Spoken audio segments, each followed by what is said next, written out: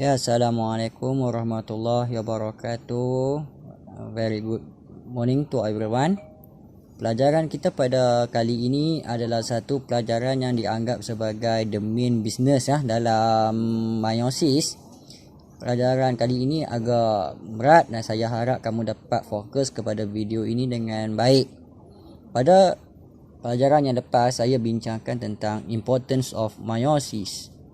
Ya, saya banyak bercakap tentang importance of meiosis. Ini penting bagaimana proses ini dapat reduce the number of chromosome set daripada diploid kepada haploid. Saya juga bercakap tentang keadaan di mana meiosis ini juga penting dalam maintain the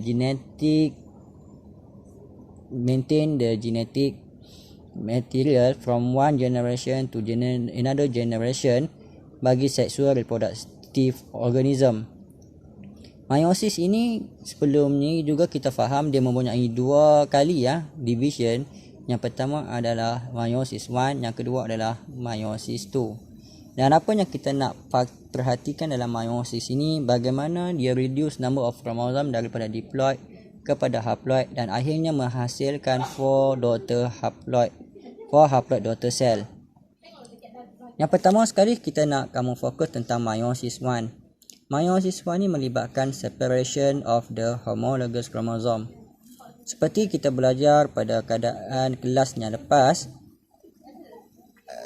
sebelum berlakunya meiosis, interface akan dilaksanakan terlebih dahulu sebagai preparation stage dia.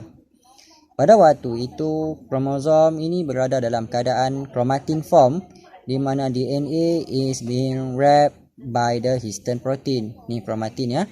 So daripada rajah yang diberi ini ada 2n sama dengan 4.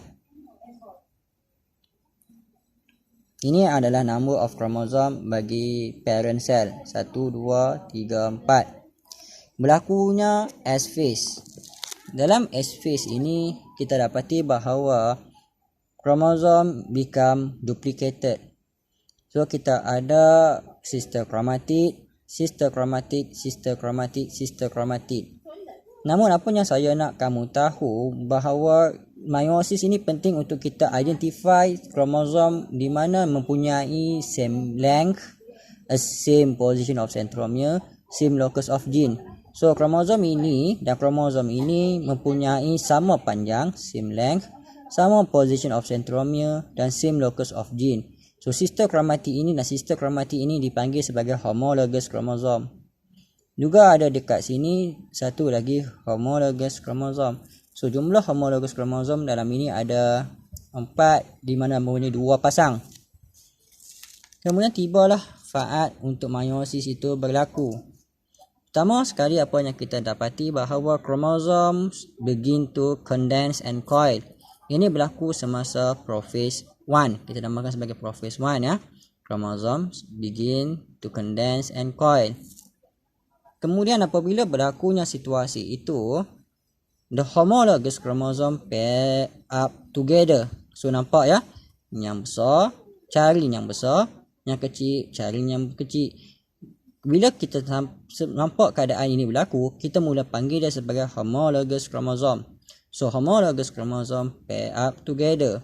Homologous chromosome yang sudah pun dipasangkan, nampak ya, yang sudah dipasang dilabel sebagai bivalent. Ini bivalent. So ini pun bivalent. Proses pairing up together ini dinamakan sebagai synapsis. So highlight ya perkataan synapsis. So ini